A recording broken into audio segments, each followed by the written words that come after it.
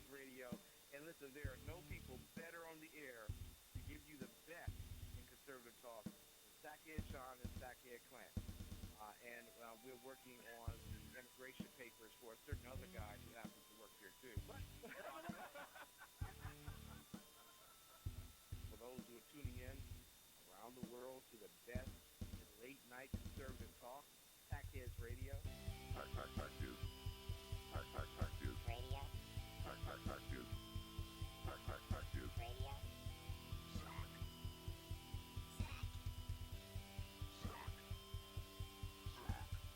The best late night conservative talk show in America. In America.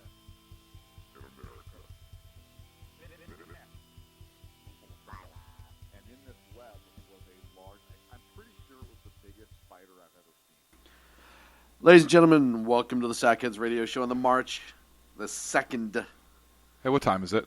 2016, 8:01 p.m. Pacific Oh, we're on air time. soon. We are. If you want to just finish getting ready, I'll let you know when we're live. Yeah, let me put my pants on. Good job. Good job. Hey, help me with this. You're listening to the Sackheads Radio Show. Why do you laugh every time I say that? Because much like somebody with an empty suitcase, Uh-huh. you don't need help. That's not true. Let me tell you about the time a good buddy of mine lotioned my back. So, what? Still think that was a ploy.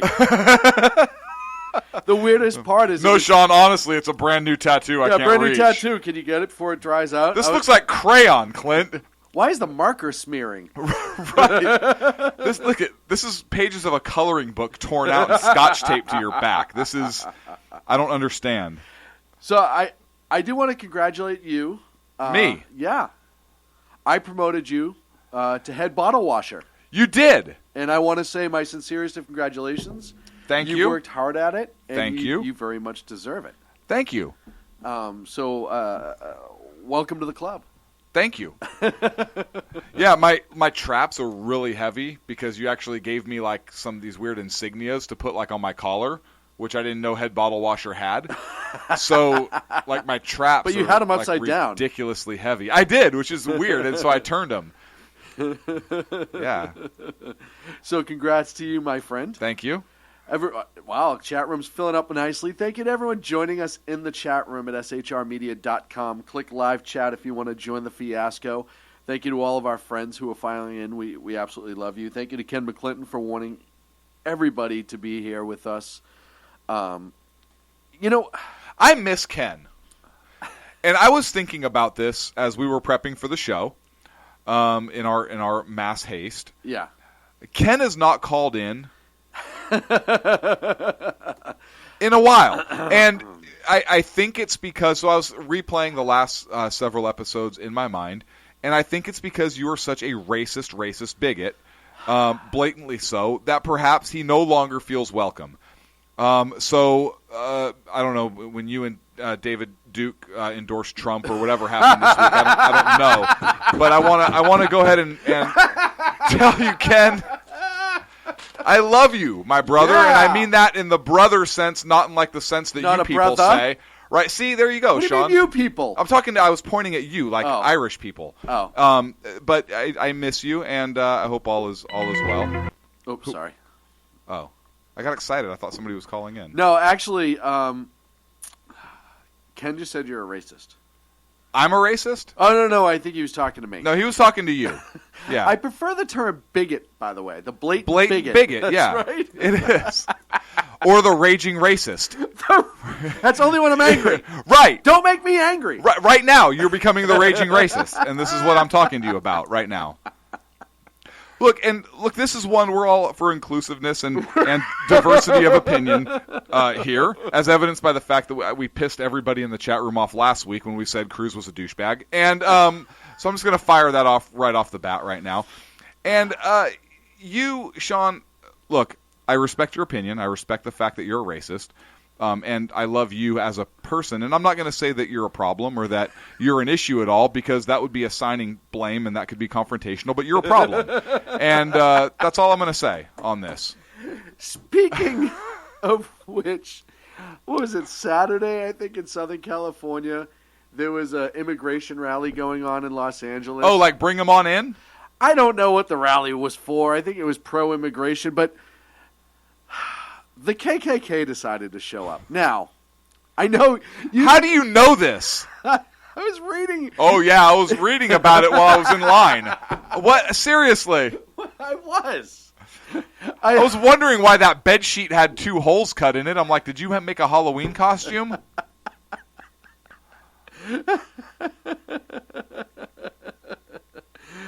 Can I continue? Yeah, I apologize. Now, what do you think maybe happened? And I know you obviously don't know the story because you're kind of looking at me shocked. So, no, Ken, I didn't get it in the mass email. Come on. Wait, did he say the mask email? Because the hoods? What do you think was the outcome when a group of pro-immigration ralliers and a group of KKK members decided they were going to come together? What I think happened is they engaged in mutual spirited dialogue to address each other's points of views and differences, and to respect each other's views and differences, and engaged in a nice discussion, and came to an understanding that even though we're a multiracial, multicultural community, that we can have different opinions and coexist together peacefully. Right. I wish that's what happened. Oh, it's not. No, so my other guess would be the KKK turned into a bunch of a-holes and got their butts kicked, rightfully so, by the immigration folks. It seems like both parts had some bad players in it. Okay. 3 people were stabbed, 1 critically. Well, why wouldn't they be? Several members of one of them was stabbed with one of the KKK members' flagpole. You know, they fly their little What is? flag. Are they jousting now? What is this? I swear to God. Are you kidding me? I swear to God, you can't make this up. I think the last time to be... I was impaled on a flagpole by the KKK. Seriously. What do you think was the last time somebody was stabbed by a garrison flag in combat? I don't know. Medieval times? Apparently Saturday. And there was actually one cool story, and I'm looking for, where one KK member was getting his head trumped in, because that's a verb now, apparently. Okay. Was getting his head beaten in, and 2 of the pro-immigration protesters actually saved him. It was getting that, and the guy said, he's like, I couldn't watch somebody get beat that bad and just stand by, so he went in and pulled everyone off and saved the guy's life. Now, would that be a hate crime? Because clearly... An anti-hate crime? It's I an anti-reverse hate crime. Is it, though? Because the KKK guy was getting beat because of his views, right? So would the immigration folks then be guilty of civil rights violations? Or vice versa. Or is it self-defense? I don't know who started it. Exactly. I'm guessing it was the KKK. I'm guessing, right? If you show up at an immigration rally and you're the KKK, you're not going because you want to just express a peaceful opposing view. Yeah. You're going because you're an a-hole and you want to start problems. Exactly. And even if you want to counter-protest, you do it with a little bit of decorum. And you certainly don't do it dressed in the KKK uniform. Right.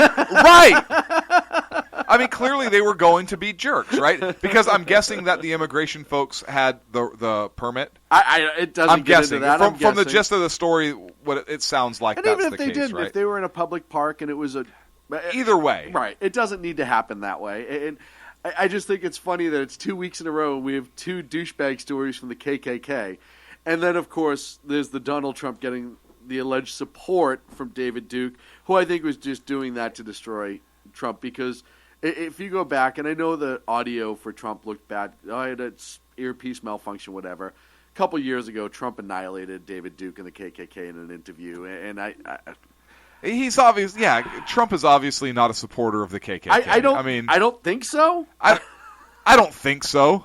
But I mean, crazier things have happened. But I have no reason to believe so. So yeah, it's just weird. Hey, I know at 8:30 we have the editor-in-chief of High Plains Pundit calling in, Dan Butcher. or as we call him, the Supreme Allied Commander of News Forces. Right. Or the amazing reporter of awesomeness. Right, the awesome, amazing reporter of indulgent awesomeness. Right. Dan Butcher, and his real name's not Butcher, but it's because that's what he does with the competition. What? Look, we're not bragging for the guy, but we just mic dropped for him. I did, right? Just dropped the mic for Dan. No, I did. That was impressive. Thank you.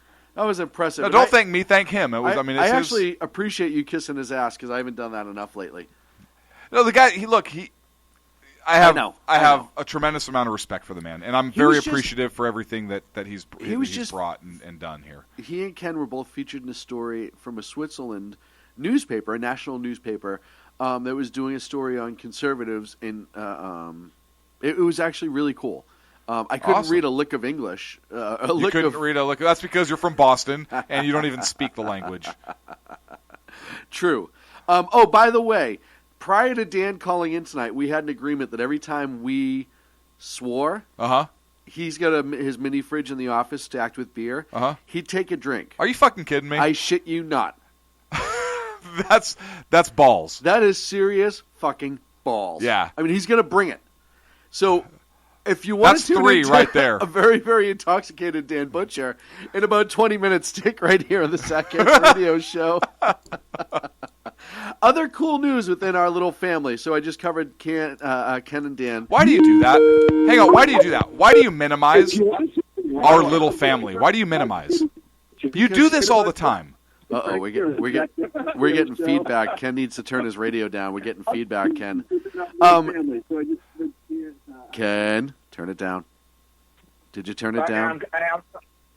Don't order him around. Am I the 95th caller? You are! Congratulations. Hold on. All right. Yeah. Yeah. That's I don't know. Those people don't know that we're actually doing this live from a major rally, the first annual SHR Media rally, live here. What? And before I do the official introduction to the exceptional one, I do want to tell this story because it's really cool. Jersey Joe got word that he was actually mentioned on Fox News. Somebody in the background was listening to Fox News. They were talking about conservative talk radios, and they mentioned him specifically by name. Really? Jersey Joe. So I thought that was pretty awesome. That is awesome. And like I said, our family continues to get more and more exposure, not the kind that Ken usually does. But without any further ado... That's a lie. I did not walk through the park with my pants down. I don't care what the police say. Your pants were all the way up. It's just, unfortunately, some things can't be hidden. The exceptional one, Ken McClenton, is with us. Hey, Ken, and what he means by that is, and so we saw pictures, and I remember, just remember, sir, the potato goes in front. I'm so disappointed. You know, Donald Trump's wife, with the pictures that they were showing, they didn't show me behind her. You know what I'm saying? So I'm offended. That's definitely racism at its best by Donald Trump. Cutting my face out of that picture, I tell you. Yeah, that's ridiculous. And is there anything, any action that you have pending, anything like that? Well, a few, but you know, I really believe my mother was an American, and my father may have been Cuban.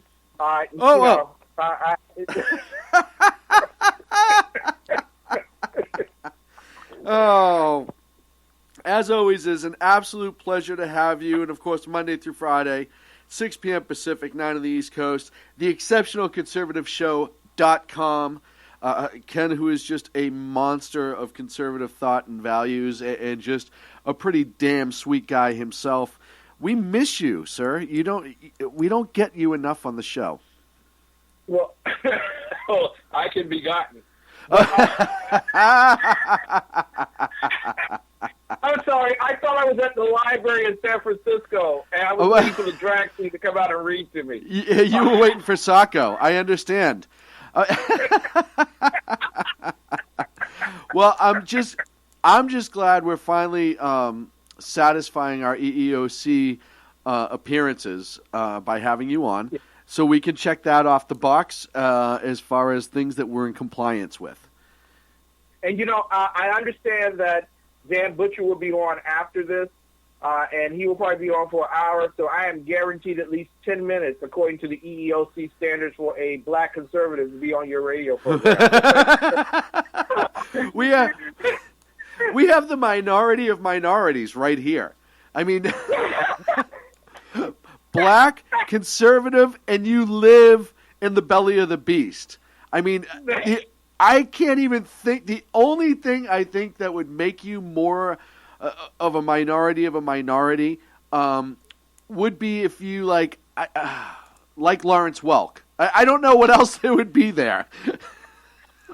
Well, you know, one of the great things about being a black conservative in urban America is that Christmases are less costly than others. Ain't too many people fight me over. So. Oh man, and that's good. You get out of it.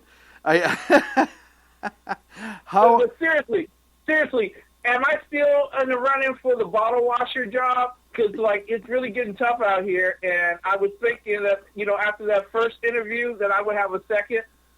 Well, and here's the thing. You are in the running because we just had a line bottle washer open up. It's an entry-level position because Clint was promoted to senior bottle washer.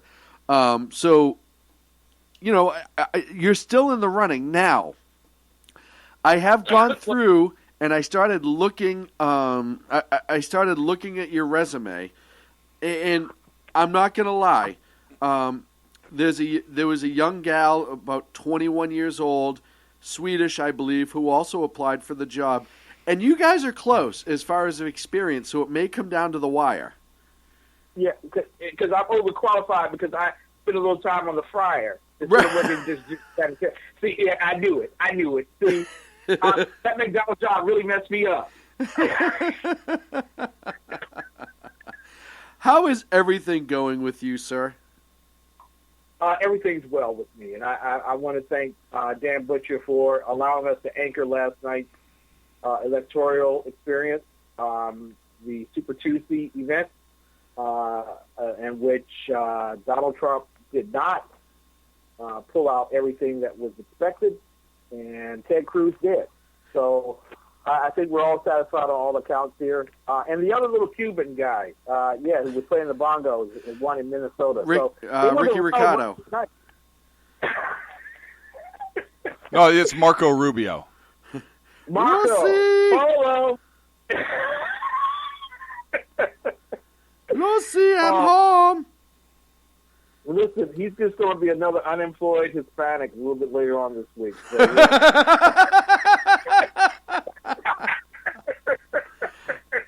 Oh man! Hey, one one of the things that came up actually out of my home state was the presence of Bill Clinton and Boston Mayor Marty Walsh inside polling places, polling for Hillary in violation of the law. I don't know if you've seen that story, sir, but if you have, your thoughts. I did see that story. First and foremost, Bill was sober, so it's not a mistake that he was there.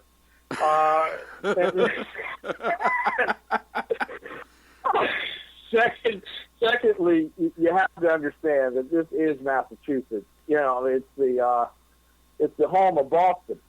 So yes. Things are allowed like that.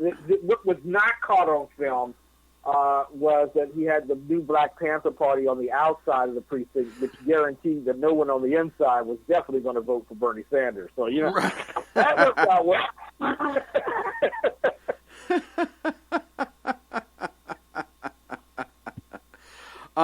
The interesting part about it, we talked about this beforehand, it's actually a violation of Massachusetts general law. It's a CMR violation, which is just like a little fine, a little slap on the wrist, for he to be inside and polling for a specific candidate within 150 feet of the polling station. So it would be interesting to see if the city of Boston will launch a citation. Does Bill have the right to choose the woman who's going to slap him on his wrist? Yes, he does. Okay, well, I would be in Boston, L.A., Chicago, Dallas. I'd be all over if I was going to get slapped on the wrist for being a public. Well, and here's the funny part is, if you look into it, and again, it's Massachusetts, things are a little bit old in some cases. The violation, are you ready for this? The violation is punished by a fine of not more than, oh, you know what? You take a guess. How much do you think, Ken? $10. 20. 20. 20 Damn, American dollars. I'm sorry, I cursed. Does that mean that Dan's drinking again? Yes. What Dan doesn't know is he has to drink when he curses, and by the time he gets on the air in about 10 minutes, he's in trouble. That's all I'm saying is, I love our drunken news reporters calling in. That may actually have to be like a regular thing. Like if you're going to report for us or with us, you have to be intoxicated to call the show. Well, that's normally how I do my show. So. I've seen you in action, by the way. I have. You know what? You have my wife thinking that I'm bipolar now. Well, She listened to your, Wait, you're not? To your show back in Vegas. Yeah. And when you all joked about me being, off my meds. You were. You told us specifically. I told you. I could get on the air and tell other people. No, it's just us. We're not even on. I don't even think we're live right now. I could be mistaken. Yeah, it's just a couple friends sitting Yeah, down we're just having sitting a down chat. talking. Just talking right now. Here's the amazing part. I mentioned this to Dan earlier this week. It seems like everybody, when they do their own shows, are very professional, have their radio voice on. They have their topics. They have their guests. They completely stay on topic and have a great time. And then all of a sudden they come over to the frat boys of politics and they're swearing, talking about getting slapped on the wrist by random chicks, like all this other stuff. And I just want to say, and I'm really thankful for that, because I like the fact that people can come onto the Sackheads and let their hair down, or in your case, weave. I don't know how that works, but It's no shit, man. You hear me spray paint?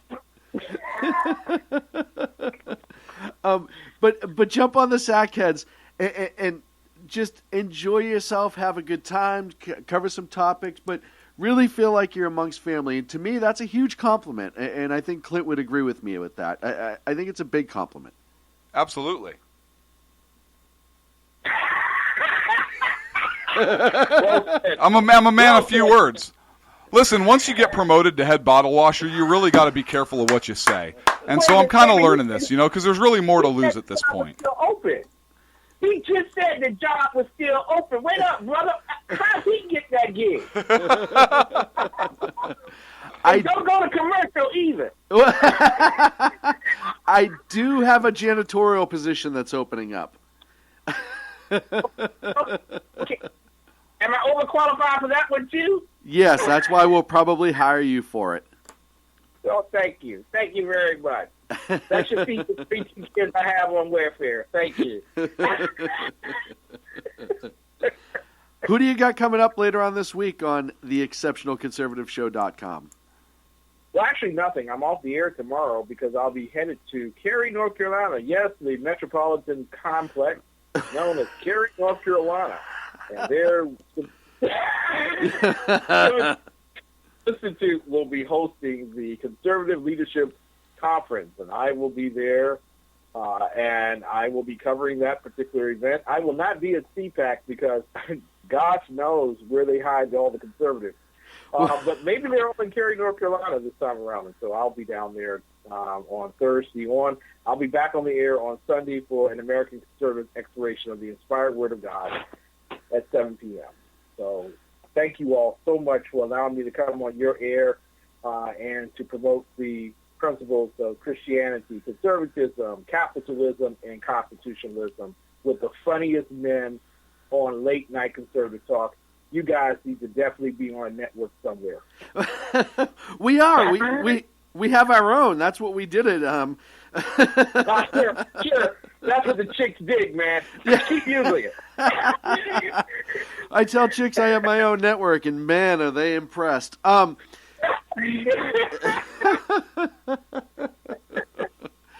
Ken, I know it's early, but honest to God predictions for the GOP. What do you got? It will be a Trump Cruz ticket, and they will win the general election, Trump Cruz. I just have that all figured out. And then Trump will nominate Cruz to the U.S. Supreme Court after the inauguration, and he will then serve the next 4 years alone as president and vice president of the United States of America. Hillary Rodham Clinton will be pardoned at the end of this year, so that she will never have to worry about sharing a cell with a man named Butch.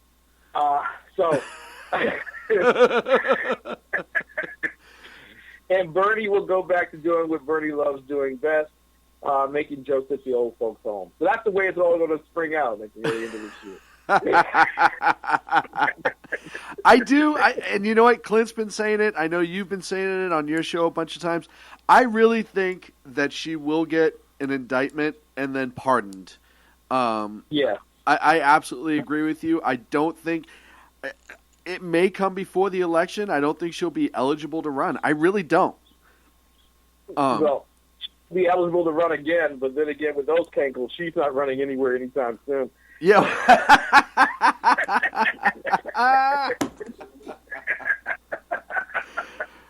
Hey, listen, she ironed her pantsuit. I know that you all are going to send me off into minority land to join the black listeners of your program, ones that you escorted off in Georgia. But I just want to say to you, Clint, I am so proud that after all these years, you have put up with the racism and the abuse. I have. God. I have. Thank you. And being a Portuguese person that I am, it's been difficult at times because, you guys, our listeners don't see some of the things he says and how he acts when we're off the air. And you understand because you were in Vegas and you saw it firsthand. And so it's hurtful. I know we beat you. And Al Sharpton is putting together a team with Melissa Perry. I know she just lost her job, but she's going to become a counselor. And so she's going to work with us on victimization. And we will be able to overcome the racism and abuse from that white Irishman called Sean. Yeah.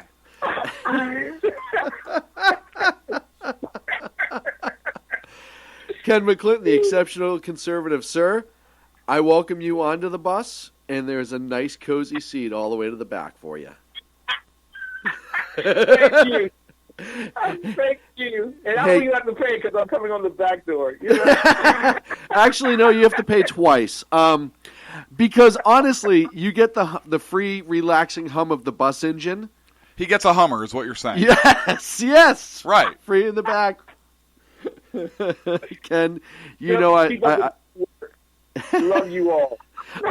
We love you so much, and thank you so much for being so good to us and really having a good time with us. And thank you for calling in, too, Yeah, because I missed you. Sean doesn't, I mean, he doesn't care if you call in, and, he figures one less minority on the show, but I really appreciate you calling in, Ken, God. so thank you.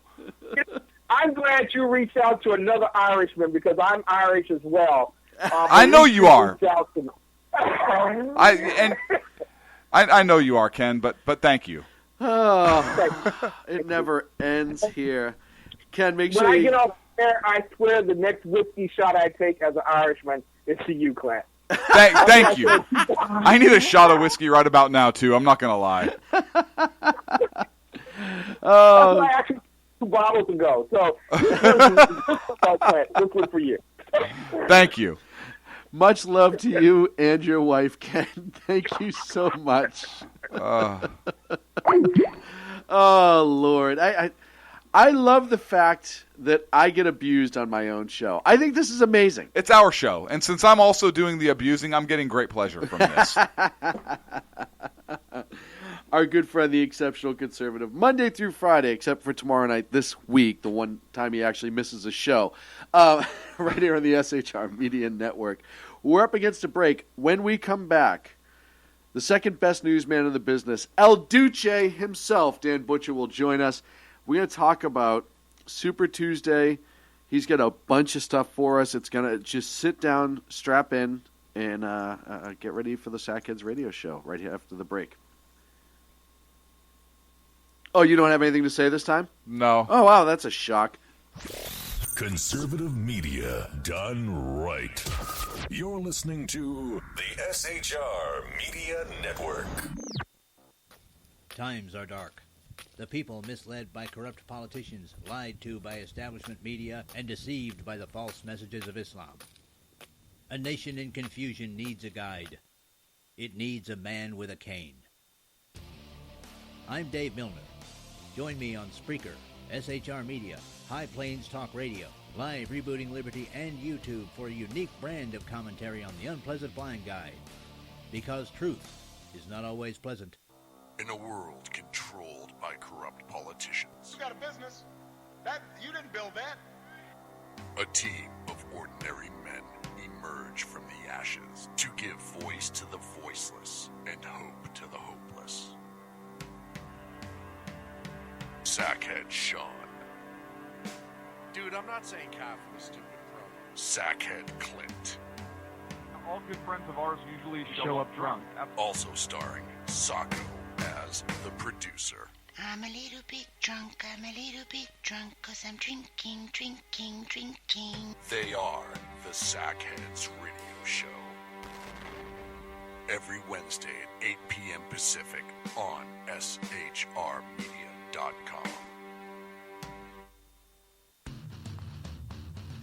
Hey, it's Jersey Joe from Reaver of Common Sense, and we have moved to a new night and time. Every Wednesday night at 8 p.m. Eastern Standard Time on shrmedia.com, you will catch the Reaver of Common Sense uncensored, unfiltered, and only on shrmedia.com.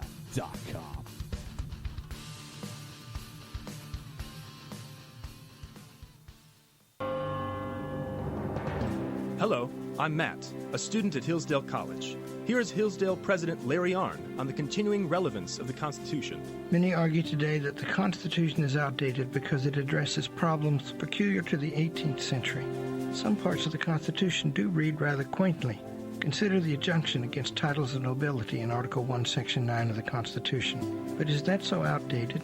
The purpose of the injunction is to prevent the government granting special privileges to some for partisan reasons. This strikes at the heart of the rule of law. The crony capitalism so common today is a place where the government bestows favors and tax dollars on some businesses to give them a leg up over others. This is exactly the kind of thing the Constitution was meant to prohibit. The Constitution is not so outdated after all. This Constitution Minute was brought to you by Hillsdale College. To join the national conversation on the Constitution, go to constitutionminute.com. Conservative media done right. You're listening to the SHR Media Network. Hello. And welcome back to the Sackheads Radio Show live on the SHR Media Network. Thank you so much for being with us and dealing with us. I think that's probably a better terminology. Thank you so much for dealing with us. For all you folks that voluntarily show up to the show every single week and then listen to the jackassery that has a tendency to ensue. So thank you so much for dealing with us. We love you for it. On the phone with us right now, the second best newsman that's ever walked the face of the earth, a man I like to call my dear friend, Dan Butcher. The editor-in-chief. Oh, boy. Oh, yeah. It's going to be one of those nights, Danny. One of those nights. How are you, sir? I'm doing good. How many deep are you? Let's see. Well, let's just say I'm not going anywhere tonight. And you mean that chair. You're not even getting out of the chair. That's the best part about it. That's an exaggeration. You know what, guys? This is a good time to, come on tonight, have a good time. We're going to discuss some serious issues, but good God, let's have a good time. And just, I don't even know where we're going to start. Just Where I know where you started, apparently, but I don't know where this is going to end. That's my bigger question here. I started after the first cuss word, and that was it. No. Where do you want to start? You want to start it with the Democrats? Let's start with the Democrats, because that's actually the quicker story, I think. Yeah. With the Democrats, you've got a purebred socialist running against a socialist light, duking it out, really for nothing, because Hillary is the self-anointed one. She has all of the superdelegates in her back. It does not matter what Bernie Sanders does. He's not going to be the nominee. Even if Hillary Clinton is indicted, he is not going to be the nominee. They've got good old Joltin' Joe warming up on the bench in case Hillary is indicted, and they try to throw her in the slammer, which you guys were talking about earlier. She'll probably be, towards the end of Obama's term, she will be. She will not. She won't be indicted. But the problem being is that there's just no way that Bernie could possibly win in the general election against any of the Republican candidates that are still standing. That even goes for Hillary. Hillary has a lot of issues even within her own party, and that dealing with people don't trust her. Wonder why? Probably has something to do with her name is Clinton. That has a big issue. That's as big of a drawback for Hillary as it was for for Jeb Bush. Yes. So that was the last thing anybody wanted to see was a Bush-Clinton, run for the presidency. They did not want to see that contest. And so now Hillary's having to deal with everything from her trustworthiness, the email scandal, the Obama administration. They're not being any friend to her now, even though Obama will more than likely pardon her. There is a reason why that if Hillary is indicted, it will never see the light of day in a courtroom. It will not go any further than that. The reason being is if she is indicted, she would roll over quicker on President Obama than anything you have ever seen in her life. We know that she protected her husband, but that's a difference when it comes to protecting herself. Right. And so Obama is not about to let that happen, because if she is indicted, that opens up President Obama to being investigated, because she would talk as fast as she possibly could to avoid going to the slammer. And the last thing that Barack Obama wants to be is the Democrats' version of Richard Nixon in being remembered as such. So you're talking about a crooked administration all the way down. Barack Obama, heavily influenced by the Clintons. He uses a lot of their playbook. They both use the same playbook from Saul Alinsky. And so that is why you'll never see her face a courtroom, face a jail cell, because Barack Obama would be facing the exact same circumstances if that was to happen. So that's kind of where we stand. I still think in the end that, Hillary's going to be the nominee. She's going to run. I think she's going to – the Clintons always find a way, going all the way back to Arkansas. They always find a way to get around these crises. Let's face it, guys, she's done a pretty good damn job of it so far, avoiding having to deal with the email scandal, with Benghazi, with anything else in the failed presidency of Barack Obama. People are saying she's looking at running for a third term for Barack Obama. She's distancing herself and running just as fast as she can away from that. And so the Clintons are they are masters at avoiding the jail cells. Yes. And avoiding prosecution. They are probably the most. I can't remember a more slippery. They're like Bonnie and Clyde of politics. I mean, it is amazing to me exactly what they've ducked, dodged, weaved. I mean, there are boxers who wish to have that sort of ability, and move on.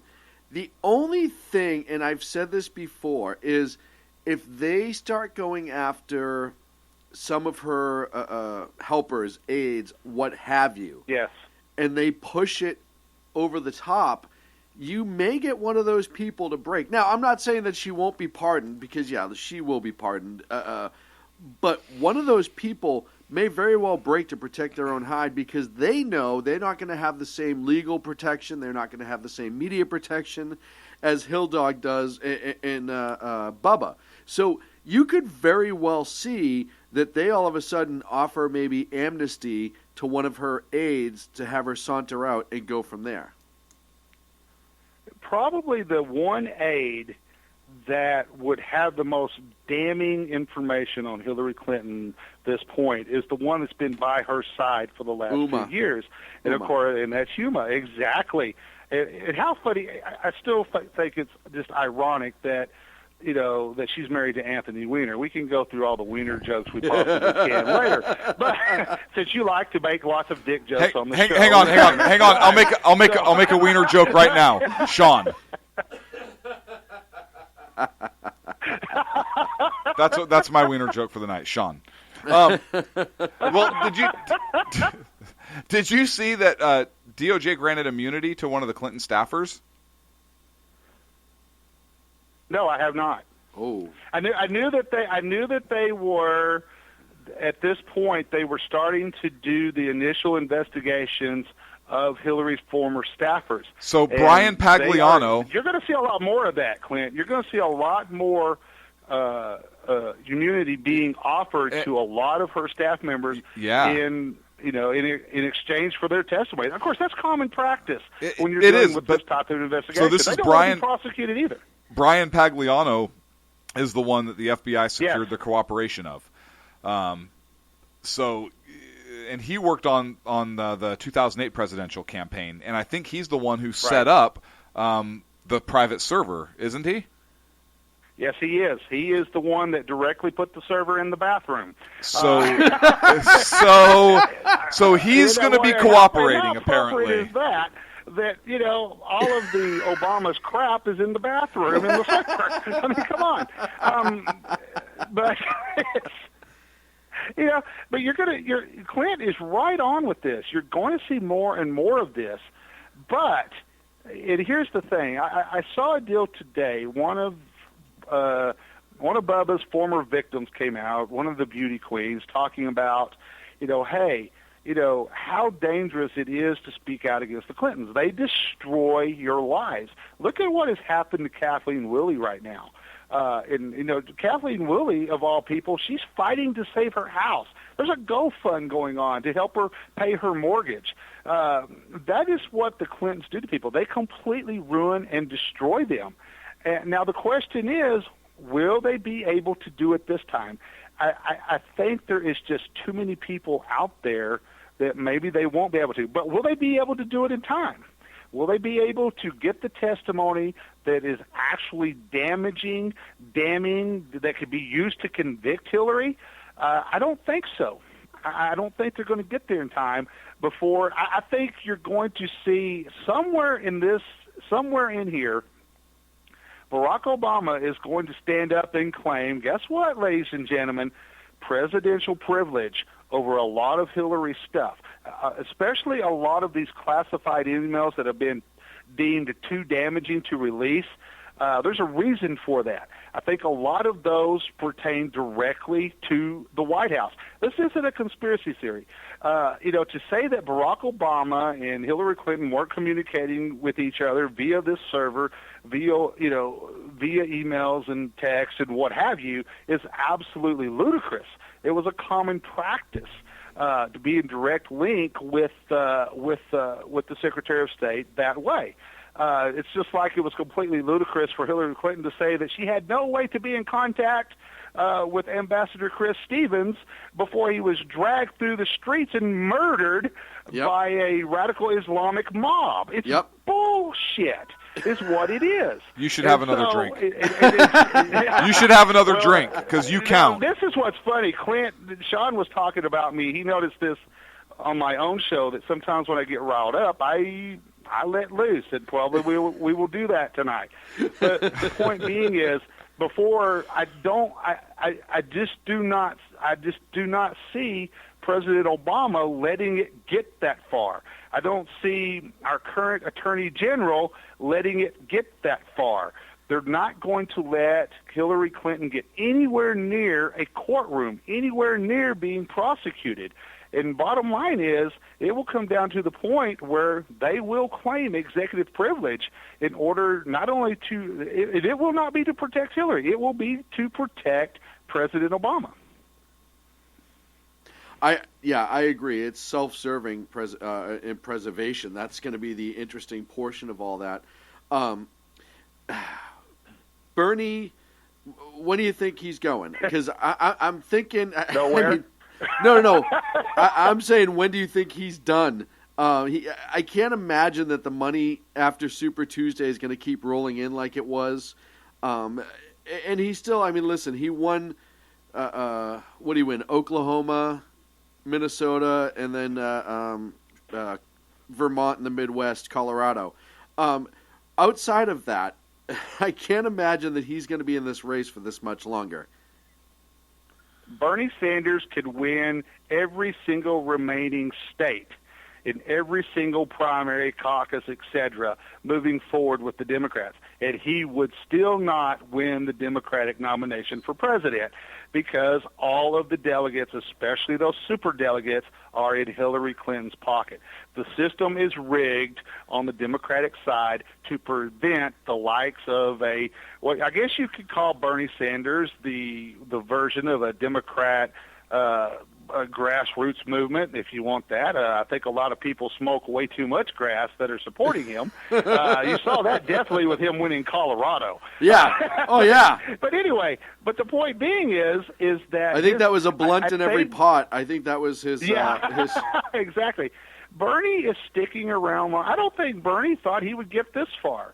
But you're going to see Bernie stick around long enough. You and I were talking about this earlier today, that the deals are being made behind the scenes, and we're going to be talking about Dr. Ben Carson here in just a minute, I'm sure. After the break, yep. In particular, the deal that we know that was made behind the scenes today for him to drop out.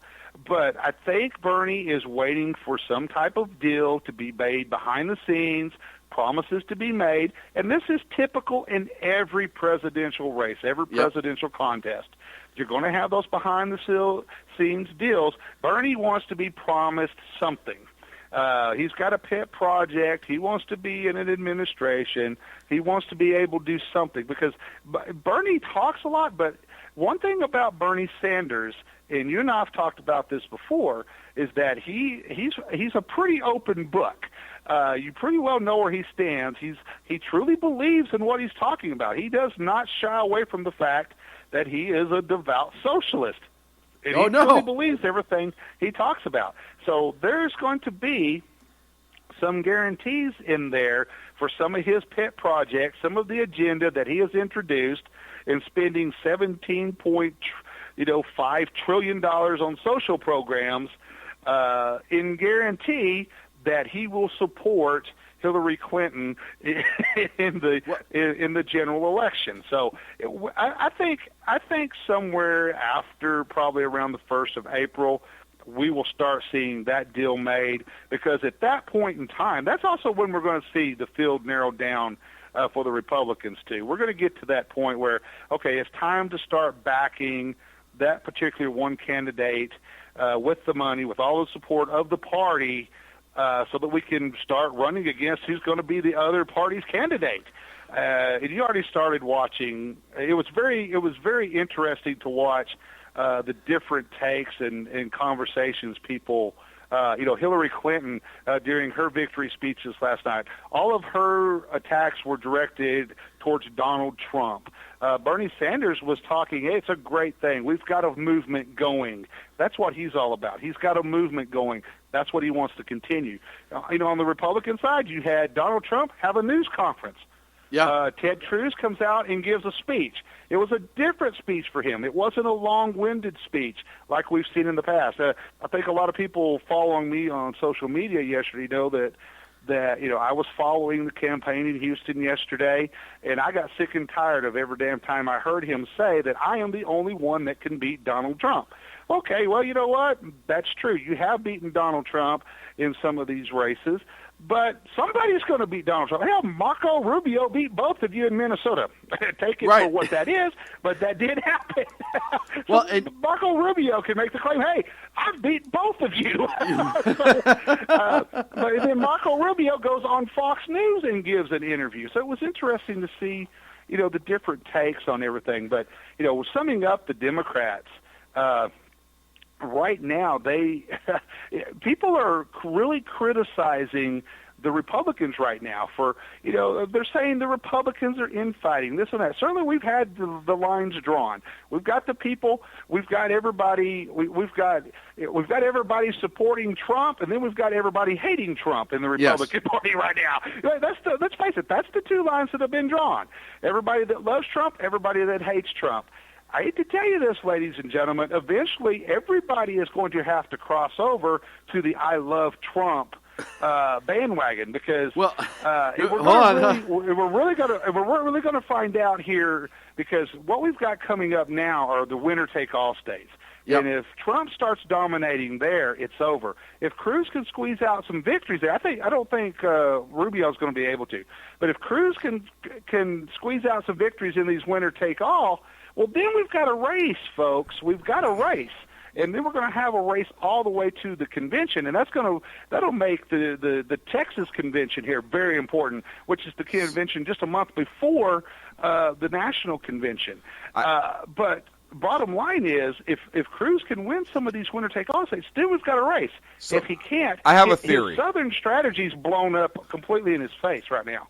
I have a theory, and I think that Kasich and Rubio and Cruz are staying in it specifically. I don't know why Carson's staying in it, but I think they're staying in it specifically, because I think they're trying to go for a brokered convention. And yes, I don't think they're trying to win the nomination outright at this point, because I think that they know if they go to a brokered convention, Donald's not going to be the nominee. And it'll be probably Ted Cruz or maybe Marco Rubio or a Cruz-Rubio ticket. I don't know. But so I think they're playing for the brokered convention. Now, the danger to that is if it goes to a brokered convention and if Donald Trump has the delegate lead, which he probably would, but doesn't get the nomination or the backing of the party, I think he's going to be so angered at the party that he's going to run third-party independent just to screw the Republicans. Right. Because he would have felt that he got hosed. So the fact that they're running for a brokered convention is problematic. And if that happens, I think it's a good possibility the Republicans lose, because Trump, I believe, would run third party even though he said he wouldn't. And what's the Republican Party going to do? Try and sue him for breach of contract? Right. What judge is going to uphold that? What judge is going to uphold that a citizen does not have the right to run for president?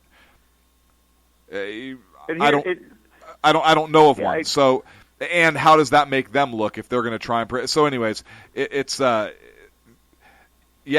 think that barring some miracle from Ted Cruz and certainly from Marco Rubio, that Trump's going to need to get support. And now my concern with Trump is he's going to have to surround himself with an excellent cabinet. Because I think the man would be good on economic issues. I don't know how he would be on foreign policy issues. My concern is that he's going to be to the nation as a Republican what Arnold Schwarzenegger was to California as a Republican. That's a good comparison. And that's my concern with Donald Trump. And they're actually very, very similar, because here Arnold Schwarzenegger came in. There was a governor, Gray Davis, who was kind of in some trouble, who was getting blamed for some energy issues, some power issues here in the state. And Arnold came in as the celebrity status, the non-candidate, and kicked butt and won re-election. And that's where I see Trump. And Trump is on a lot of social issues where I think Arnold was on a lot of social issues. He's not a true Republican or conservative through and through. And so that's my concern. And with that comes the concern about the Supreme Court nominations. And instead of getting a conservative leaning justices that the next president would get to appoint, or liberal, depending if it's Hillary. You now have straight moderate straight across the board, and it's a crapshoot every time a case goes up before the court. Those are my concerns with Donald, and that's kind of what I see, and that's the best parallel I could draw to illustrate maybe to the rest of the country, but certainly to Californians who understand and lived through the Arnold Schwarzenegger era here. And that's kind of what I see happening with Donald. So I would hope that he gets a really solid cabinet and a really solid vice president to kind of aid him in some of that. And also get the support of the Republican Party also to help him work through some of that, and I hope he would be receptive. Right. And let me address a couple of those things, because I get to visit with a lot of the party leaders, here in Texas on the state level, but I also get to visit with a lot of the national leaders as well. The last thing that they want to see is a brokered convention, and here's why. Because we get to a brokered convention, then the fighting really starts. The party is really splintered. And we saw what happened in 2012 when the party was splintered. We didn't have a brokered convention, but you had a lot of people, millions of voters that stayed home and did not vote for Mitt Romney. Now, the question has to be, and you have to ask this, and I actually asked this of Ted Cruz's people on Tuesday, and the question has to be, when we get to the point, somewhere we're going to have to reconcile within the Republican Party. We're going to have to get behind a candidate. We're going to have to work out a deal, particularly with Trump. If Trump is the nominee and he was the presidency, my theory is he's a one-termer. I think the same thing is true for Hillary. And on the Democrat side, whether it's Hillary or Bernie or whoever the nominee is going to be, if they win the presidency, they're a one-termer. Because sitting on the bench, they've got Julian Castro warming up. He's going to be the VP nominee and future presidential nominee on the Democratic side. That is what they're looking for there. I think the same thing is going to apply on the Republican side as well if Donald Trump is the nominee. I think he's a one-termer. And then you want to try to pair him up with somebody that's going to run for president after that term. And Sean and I have batted nominees back and forth who would be the vice presidential nominees. I personally think it's going to be, if Donald Trump is the nominee, it's going to be a female vice presidential nominee. And I think the most likely candidate is Nikki Haley. Some people are going to agree with that. Some people are going to jump all over me for that comment. But I think that's kind of the way it's going to be. If Trump is not the nominee, let's face it, guys, the most likely GOP ticket is going to be a Cruz-Rubio ticket. That's the kind of what is shaping up behind the scenes there. If Trump somehow, I think that the GOP nominee is Trump's to win or lose. It's all up to him. If he blows it, well, then he loses it. If he keeps moving forward like he is with the support that he has, because people are talking about, you're seeing a big, massive decrease in voters on the Democrat side because they're just not excited about the candidates. They're not excited about Hillary. They're not excited about Bernie. But yet on the Republican side, you're seeing massive turnouts. Now, we have had people crossing over, let's face it, we've had Democrats crossing over in some of these open primary states to vote for Trump. But we've also had Republican voters, new Republican voters, that are coming out by the millions that have never voted before. You're talking in some states, you're having 30% increase in Republican turnout. Even among registered previously registered Republican voters that haven't voted in years, that Donald Trump is drawing to the polls. And so that is why when we talk about a brokered convention, that's the last thing the Republicans want. They don't want the party being splintered as we get ready to head into a general election. So you have to ask at some point, and I'm all for the candidates fighting it out. We need to vet the candidates. We need to support the candidates that we want right now, and then we need to find the best one to run for the party. Whether it's Trump, I personally, or at this point, when people ask me who do I support, I say I support Donald Trump, I support Marco Rubio, I support Ted Cruz. That's who I'm supporting right now because we're going to vet them. We're eventually going to have to get a nominee. If we don't get that nominee and we are splintered, you have to ask Donald Trump, you have to ask Ted Cruz, which I did yesterday, you have to ask Marco Rubio, Are you, and even in this case, let's ask Kasich, are you willing to throw away the White House in 2016? Are you willing to throw away the Supreme Court? And are you willing to throw away the United States Senate? Are you willing to throw all of that away, all in the name of party politics, as politics as usual? Are you really willing to throw all of that away? The people are pissed off enough as it is.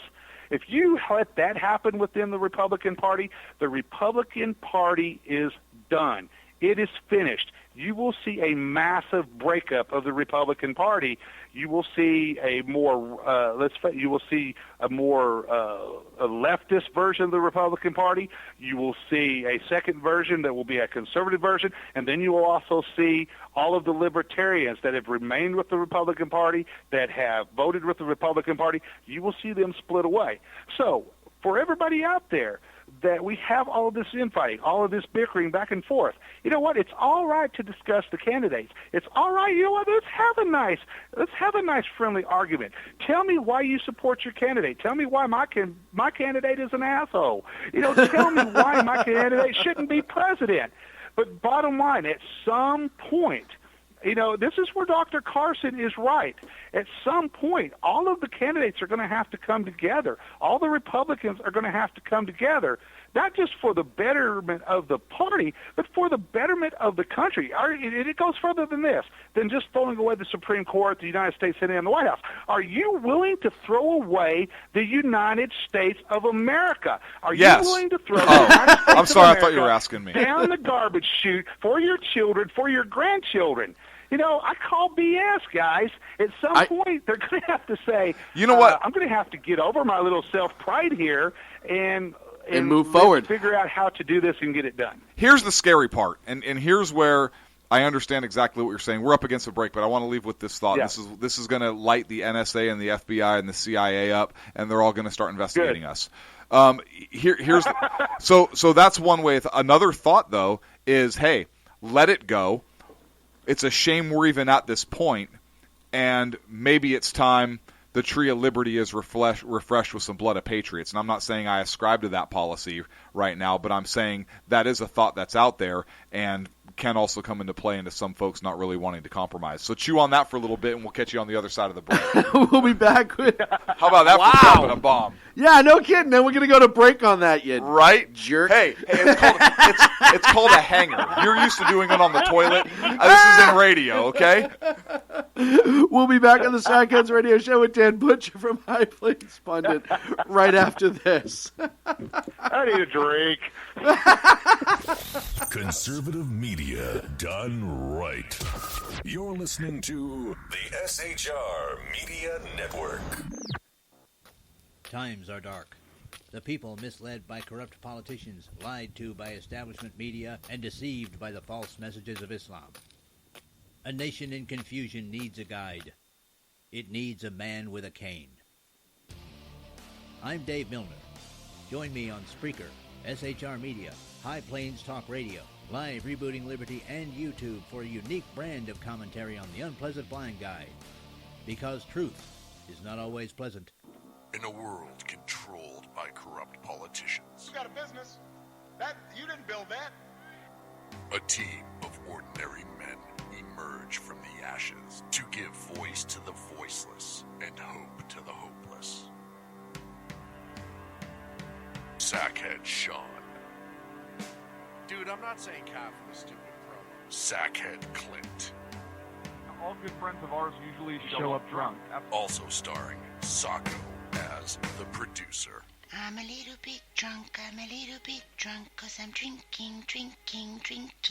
They are the Sackheads Radio Show. Every Wednesday at 8 p.m. Pacific on shrmedia.com.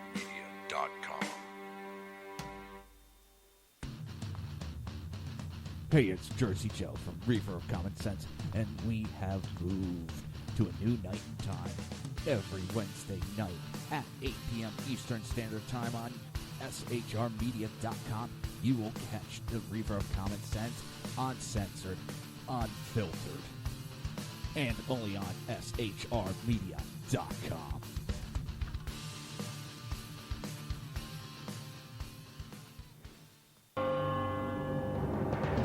Hello, I'm Matt, a student at Hillsdale College. Here is Hillsdale President Larry Arnn on the continuing relevance of the Constitution. Many argue today that the Constitution is outdated because it addresses problems peculiar to the 18th century. Some parts of the Constitution do read rather quaintly.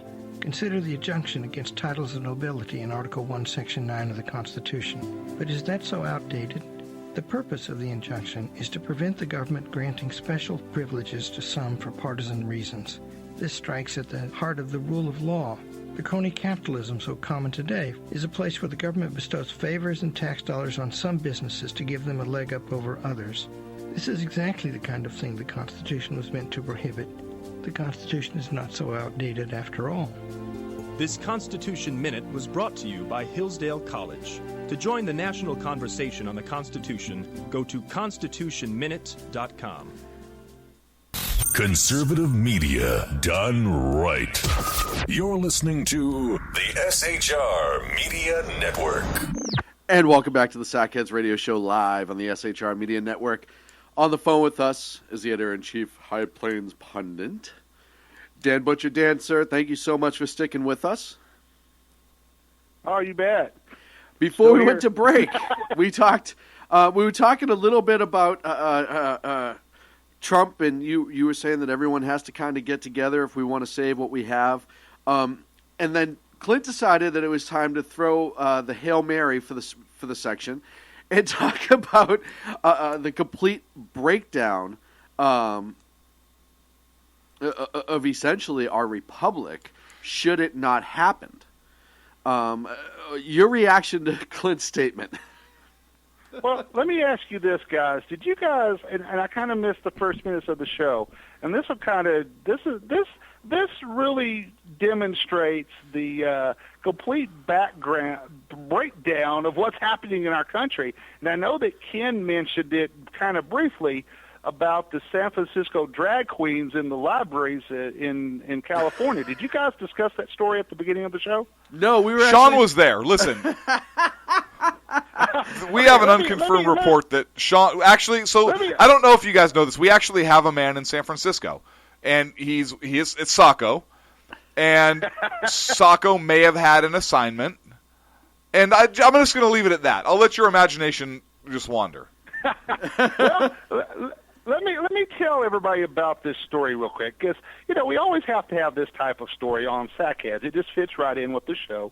And now here's the reason for this story. We'll get back to our more serious discussion in a minute.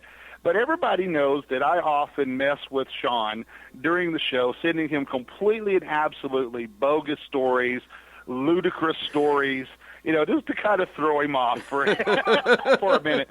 But this is true. This is an actual story, and this was actually reported out of San Francisco Gate, which I think a lot of people are familiar with that rag is all about. But the San Francisco Public Library is now going to host Drag Queen Story Hour for kids. Now, I'm going to read this real quick. And get your reaction for this. The Progressive Haven of San Francisco will be hosting a drag queen story time for children in hopes of bringing the community back to its radically queer roots. San Francisco Gate reports the nonprofit Radar Productions will be hosting a drag queen story area explicitly. Yeah, there's a key word, explicitly, for children at the Eureka Valley Harvey Milk Memorial Library. That's fitting that it's at the Harvey Milk Memorial Library. Yes, that's the library's actual name, ladies and gentlemen. I know. Honey Mahogany, best known for appearing on season 5 of RuPaul's Drag Race, will be facilitating the Drag Queen Story Hour. The event will apparently be a, quote, unique and unforgettable story hour featuring face painting and cookies. Yay! Radar Executive Director Julian Delgado LaPeria told San Francisco Gate the Drag Queen Story Hour is disrupting that idea that queers can't mix with kids. She said, I think general, or it may be a he, I'm not sure at this point, I think generally queers are not mixed with kids, especially drag queens. It's really beautiful to have drag queens painting children's faces and telling stories. Delgado La Peria expressed she's happy with how previous drag queen storytellers have felt. They've had this before. She particularly noted that children at the events appear genderqueer, and somehow this is a good thing. Quote, when kids are little, you can't really read their gender. What I really appreciate it. Yes, I can. I saw kids come in wearing a skirt and like a boy's shirt. I appreciate how their parents allow them to be creative and imaginative. I'm really excited about parents supporting their kids. Now here's where it gets really weird. The Drag Queen Story Hour is part of Radar's larger Queering the Castro movement. You guys might know what the Queering the Castro movement is. You might need to give Sacco a call and ask him about this. According to the website for Queering for Castro, the Castro's queer history is being destroyed by gentrification. Therefore, Queering for Castro will inject the neighborhood with a much-needed jolt of radical queer art, activism, attitude, and happenings. San Francisco's children are part of the effort to keep Castro queerer than usual. Delgado tells San Francisco Gate, the Castro is predominantly a white gay men's space now. With art and literature, we're doing a series of interventions in bringing other queer folks into that space. Now, folks, if this story does not tell you why the Republicans have got to get their act together and come together and get the nominee so that we can retake the White House, hold on to the U.S. Senate, make gains in the House, and definitely swing the Supreme Court significantly to the right.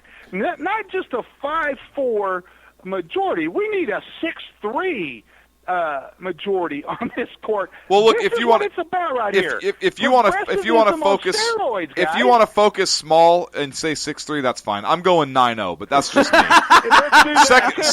Second of all, everything in that story, you read a very conservative, slanted story, obviously, and here's why I say that: because everything in there was queer this, queer that, and queer by definition means different. And strange. So the fact that a conservative wrote that because they were calling what was happening strange, because that's fine. And I would think as conservatives we could agree with that. So I like how you brought that conservative spin to that story out of San Francisco, and you know some of the verbiage that was used. Now, why is it that progressives can use that term throughout an article? Referring to homosexuality and so forth in San Francisco. And it's totally okay. Yet if an SHR article came out referring to that as queer, we would be strung up, beaten, shot, dragged through the mud, drawn and quartered, and perhaps disemboweled.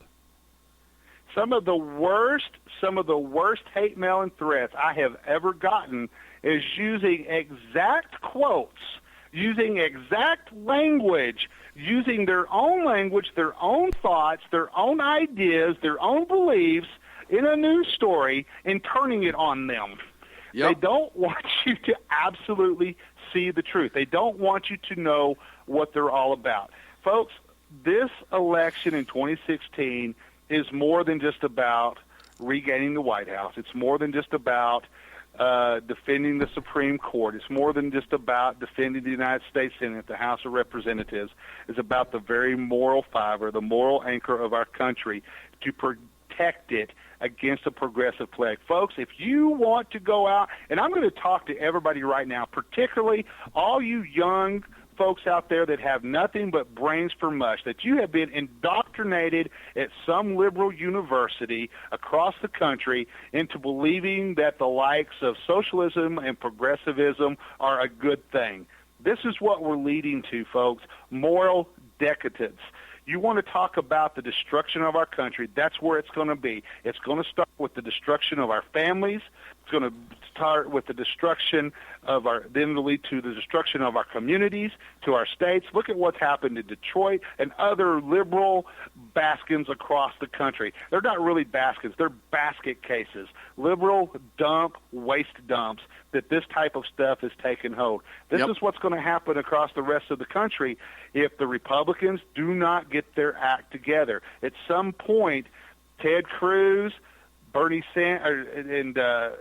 Cruz and Marco Rubio and Donald Trump and all of the supporters of the Republican Party are going to have to come together.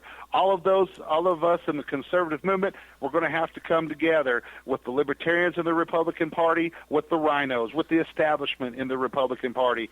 And the big discussion that we're going to have is that we have to protect our country. We have to protect the Constitution of the United States. We have to protect the First Amendment, the Second Amendment. We have to protect our children, our grandchildren's future, because I'll ask you out there, if this is the type of thing that you want to take your small children to see, you've got some serious issues. If you're thinking your child needs to, I'm a firm, and I get a lot of flack for this, being a conservative host. I'm a believer in true classic conservatism, but I'm a believer in gay rights. I will protect a gay person's rights to serve in the military. I will protect a woman's right to go into combat if they so choose so, and they can meet the qualifications to do so. I don't want to change the standards, but I will defend it if they can cut it and make it. Yeah, I'm not a gay marriage person. I'm a civil rights person. I've actually, if you want to use the term evolved, I've evolved to the point where government, if you want to solve all of this gay marriage nonsense, the government needs to get out of the business of marriage, and we need to protect the religious aspect of traditional marriage. End of discussion. Well, it's just going to be respected on both sides. It has to be respected on both sides, where you just leave each other alone and go away. And I don't think anyone – I think at this point most people just agree that it's just an argument that needs to go away, because right now it's much like Al Sharpton when he comes out and talks about race baiting. All it is a moneymaker for certain people, and that's it. That's it. I want to touch on something because I don't think my question's been answered yet, and that is this. Look, okay, I think we are headed towards there's a clear culture battles going on in our country. There's clear political battles going on in our country. Before, at the founding of our country, we had founding fathers that had different views, but everybody wanted to move our country in the same direction, right? Right. Brilliant minds. Articles of Confederation, the Constitution, the Bill of Rights, all the ratification hearings that were held in the various state courthouses or state houses, everything. We are now at a point where we have two different parties that want to move us into two diametrically opposed positions, locations, along two completely separate routes of travel. It's unprecedented, and it seems to be progressing and getting worse. Now, that being said, there's a few things we can only be pulled in two different directions for so long. And I understand it's nice that, yes, we would love to have people kind of pull their heads out of their collective posteriors and really kind of pull together and get our country back together. But if we continue down this path, particularly if we get a Hillary Clinton or a Bernie Sanders as president and the Supreme Court changes and we start seeing 2A go away and we start seeing religious liberties go away and get trampled, I think there's a couple things that could potentially happen. I don't want to see these things happen for our NSA and CIA folks who are listening in, but I could see this scenario playing out. And I think the government can also, as can the military, which is why you have exercises like Jade Helm and these other things, right? A couple things. One, I believe that you could see certain states in the Union that start voting to secede and pull away from the Union. Because that question, as much as the left would like to say it's been settled by the Civil War, has not been settled. There's a reason why people were not tried for treason during that time. There is nothing that prohibits the states from doing so. Granted, it's supposed to be a perpetual union, but our own Declaration of Independence talks about how when one form of government becomes too overpowered and burdensome that we can throw off that government and establish a new one in its place. So there is supportive evidence for that line of thought within our organic documents. And it's said, right, you're supposed to take the Declaration of Independence and the Constitution and read them together. So that would clearly be a valid argument for that. Again, not saying I would like to see that happen, but I certainly see it could happen, particularly in states where religious liberty and 2A are strong issues that people feel very strongly for. The other thing that I pray never happens, but you know what? There is a segment of the population to where, look, you know this thought. I mean, you just look at the standoffs that we had in Oregon and the Bundy Ranch, where people might take it upon themselves to say, you know what? Yeah, like I indicated before the break, perhaps the Tree of Liberty does need to be refreshed with the blood of patriots, and they take actions into their own hands. Again, not something I hope happens, but something that you listen to the rhetoric and what we talked about, some of the things that have happened on BLM land and so forth, you could see that happening. So what do you say to folks that are saying, hey, yeah, this election, I don't care if Trump wins or whoever wins, because we've reached a tipping point, and this election could certainly be it, and we're on a collision course with destiny, or we're on a path to where, yeah, it's going to take something drastic to either reestablish a constitutional republic in its own area, or something drastic to reestablish that here, to reestablish original intent of the Constitution here at home. What do you say? What do you say to that? Well, I know that was kind of a long. You have two elements happening here. Number one, let's look at on the right side of things. We have extreme elements on both the left and the right? Okay. Now, the extreme elements on the left are very, very dangerous to our country today. A lot of the extreme, what you would want to call extreme elements on the right, and I'm going to address particularly the militias and the ranchers with the Bundys and what have you, what they've been doing right now. I do not agree with the steps that they are taking. I think there's other ways to go about it. They obviously see that differently. Right. Do you understand why they're doing it? Yes, you do. Now, what is causing them to react in the way that they are? It is because you're seeing such a radical element take place on the left side of the things.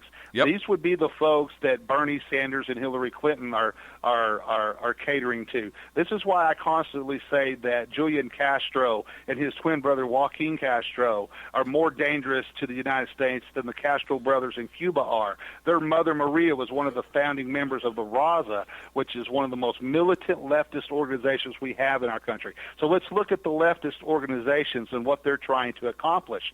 Okay, the ranchers, and once again, I don't agree with the way they're going about things. Right, but nor do you we. can perfectly understand why they are.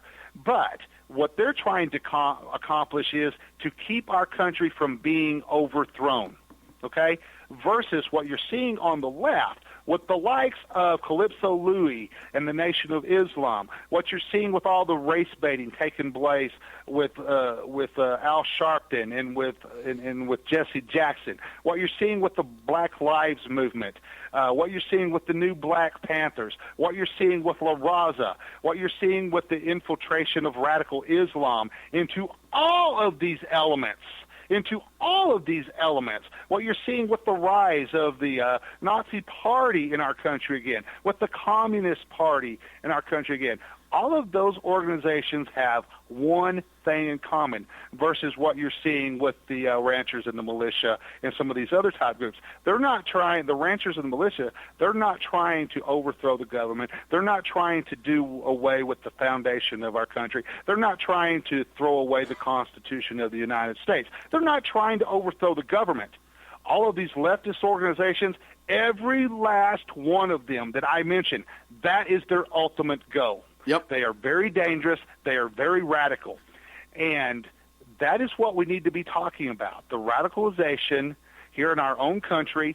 And whether you want to bring in Islam into this, whether you want to bring in the Black Lives Matter movement, whether you want to bring the Raza, the Nation of Islam, any of these organizations, they want to overthrow our country. They want to refound the country. They believe in a new constitution. They believe the United States needs to be completely redone, reborn. And here's what's the thing: they all have their different images.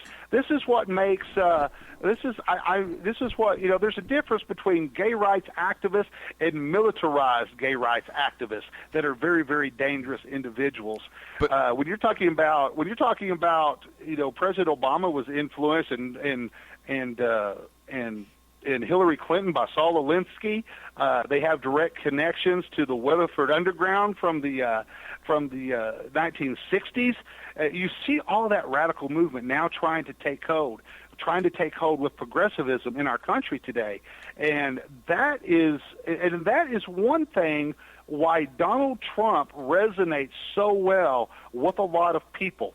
Is because when he's talking about wanting to build that wall 10 feet higher, he's not wanting to keep legal immigrants from coming into our country. Hell, he's not even wanting to, per se, keep illegal immigrants from coming to this country that want a better life. What he's wanting to keep from coming into this country is some terrorist with a bomb that's going to blow up one of our major cities, with some terrorist that has some type of biological agent that can be released into the population and wipe out the population. Yep. Folks, once again, those are not conspiracy theories. You're not listening to the Alex Jones show tonight.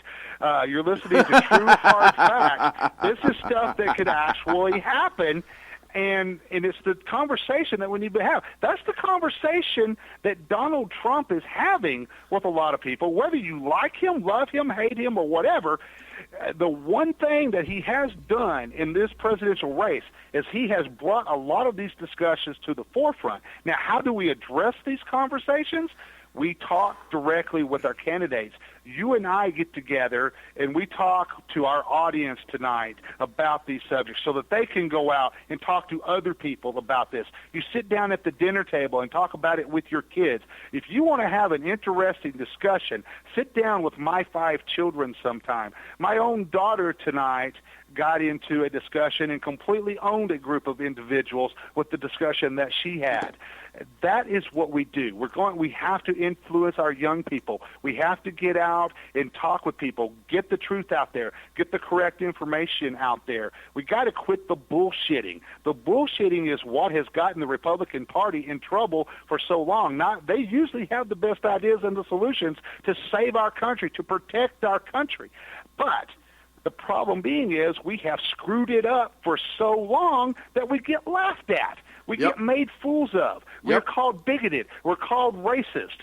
We're called. I was making a joke with Sean earlier tonight about microaggressions in same-sex bathrooms. Really, we have got to the point. This is an issue that we have to address this coming May with the Texas Republican Party Convention, the state party convention being held in Dallas, Texas. We're going to have to contend at the convention hall we're having. People might remember that Houston recently, the citizens in Houston of all places, which of course is sometimes been called, San Francisco East, the citizens of San Francisco in Houston said, wait a minute, same-sex bathrooms? That is the stupidest idea we've ever heard. That's going to open up the door to pedophiles, to rapists. You want to talk about a war on women? There it is right there. A war on children? There it is right there. So what does the city council in Dallas, Texas do? They passed the exact same stupid law in the name of tolerance, being inclusive, blah, blah, blah, blah. So when we go to the state Republican convention in May, we're going to have to deal with the plan right now is to have designated restrooms that the men will stand outside and direct, okay, you use this bathroom, women use this bathroom, because they won't be marked. They'll just be marked restrooms in the Kay Bailey Hutchinson Convention Center, okay? But But you know somewhere, because this is a public building, it's a public concourse, that there will be activists, there will be protesters that will try to disrupt and challenge that. So that's stuff we're going to have to contend with. But how do we deal with it? You know what? When we come face to face with those folks, you know what? I know it's probably a losing cause, but you know what? It's just like when you go out and you're talking to somebody about God and you're a Christian. You know what? If you can reach one person and you can help save that person's soul so that they don't die and go to hell and they die and go to heaven, that's what we're looking to do. You've been successful. If we can reach one person, we can reach two person. We can make them understand why this stuff. You reach one person, you reach two person, then you're going to reach 4, then you're going to reach 8, then you're going to reach 16, then you're going to reach 32, then you're going to reach 64. And it's going to be a domino effect. But if we just sit by and we sit idle and we just sit here and we allow them to continue to push us around, we allow them to continue to divide us, we allow them to continue to dictate the terms, then they've won, gentlemen. And everything that Clint was just talking about will happen. I have more faith than that. I think we're at a turning point in our country. We're seeing more and more Republicans coming out to vote. We're having more and more conservatives voice their opinion. They're not being the silent majority in this election like they were in 2012. They are coming out. We are speaking. I don't think anybody could be louder tonight than what I am being tonight. I don't think anybody can be louder than Clint. They're going to be louder than Sean on this show tonight. But, folks, I want to issue the challenge to everybody in the chat room. Don't be silent. You've got to be out there. You've got to spread the word. And you've got to take up this fight. This fight's not for our children. It's not for our grandchildren. This fight is now. It's here in 2016. This is why it's the most important election in our country's history. I'll say it's even more important than President Lincoln's reelection during the Civil War. This is how important this is. And coming back to, could you possibly see if we get to that point, Clint, the state's starting to succeed? I know that Gulf is in the chat room right now, and he lives in a state, the same state that I live in. I guarantee you the state of Texas would be the first state to leave the Union if we get to that point. Yeah, there's no doubt in that. Now, there's something interesting, real briefly. I know we're up against a break. You were talking about a lot of these organizations, La Raza, some of the other ones, that I believe are communist in nature. You called them progressive extremists. I believe they're communist in nature. Would you say that's a fair characterization? Right. Look at what. Be back after the break on that.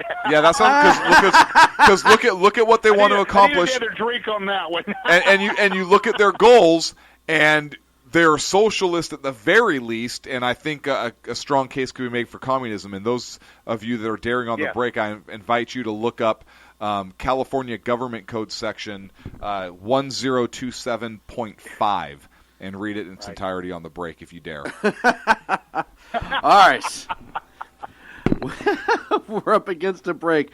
More with Dan Butch, and when we come back here on the Sackheads Radio Show live in the SHR Media Network. Drinky time. Conservative media done right. You're listening to the SHR Media Network. Times are dark. The people misled by corrupt politicians, lied to by establishment media, and deceived by the false messages of Islam. A nation in confusion needs a guide. It needs a man with a cane. I'm Dave Milner. Join me on Spreaker, SHR Media, High Plains Talk Radio, Live Rebooting Liberty, and YouTube for a unique brand of commentary on the unpleasant blind guide. Because truth is not always pleasant. In a world controlled by corrupt politicians. You got a business. You didn't build that. A team of ordinary men emerge from the ashes to give voice to the voiceless and hope to the hopeless. Sackhead Sean. Dude, I'm not saying Kafka was stupid, bro. Sackhead Clint. All good friends of ours usually show up drunk. Also starring Sacco as the producer. I'm a little bit drunk, 'cause I'm drinking. They are the Sackheads Radio Show. Every Wednesday at 8 p.m. Pacific on SHRmedia.com.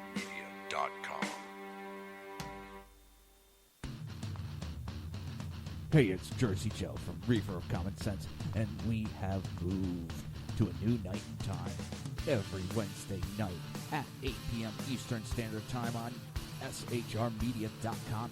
You will catch the Reefer of Common Sense uncensored, unfiltered, and only on shrmedia.com.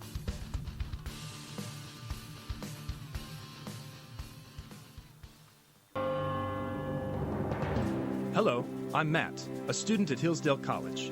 Here is Hillsdale President Larry Arnn on the continuing relevance of the Constitution. Many argue today that the Constitution is outdated because it addresses problems peculiar to the 18th century. Some parts of the Constitution do read rather quaintly. Consider the injunction against titles of nobility in Article 1, Section 9 of the Constitution. But is that so outdated? The purpose of the injunction is to prevent the government granting special privileges to some for partisan reasons. This strikes at the heart of the rule of law. The crony capitalism so common today is a place where the government bestows favors and tax dollars on some businesses to give them a leg up over others. This is exactly the kind of thing the Constitution was meant to prohibit. The Constitution is not so outdated after all. This Constitution Minute was brought to you by Hillsdale College. To join the national conversation on the Constitution, go to constitutionminute.com.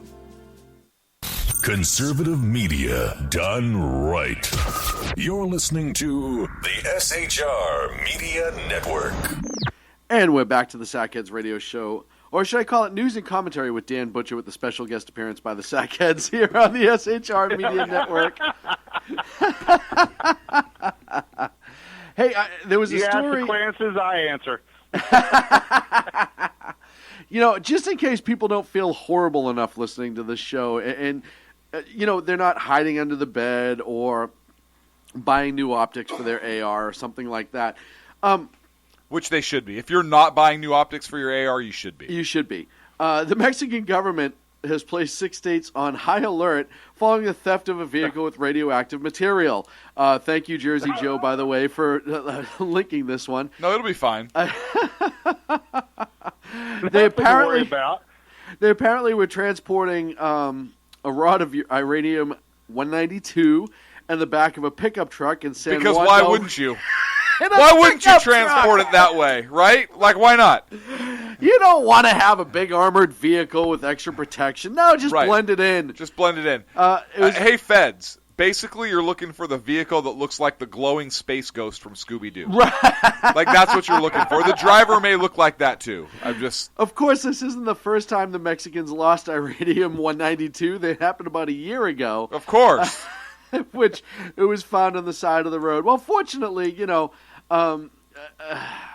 they got lucky once, so maybe they'll get lucky a second time. What, is somebody trying to recycle?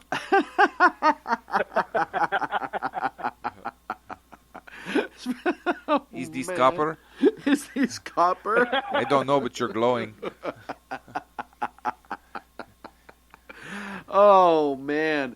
Another great story. Lil Kim? Yeah. Dan, a story out of our good friend Lil Kim, who went to the microphone today and said, "Hello," but the South reported that on the heels of the most stringent sanctions placed on the North Koreans by the United Nations in over 20 years, all of a sudden North Korea decides they're just going to start throwing some missiles into the sea. And I think they actually threw them, because I don't know that they have fuel to launch them. I think when Lil Kim went to the microphone and said that, and that might have been an actual clip, I wasn't sure if that was a clip or Sean, they actually literally just threw them into the ocean. And I think a couple of them knocked their hats off, because they were those big, ridiculous hats that got knocked off when they threw them. Well, maybe they used the jihadapult and fired them into the sea via the jihadapult. No, they don't have that, because they encourage that.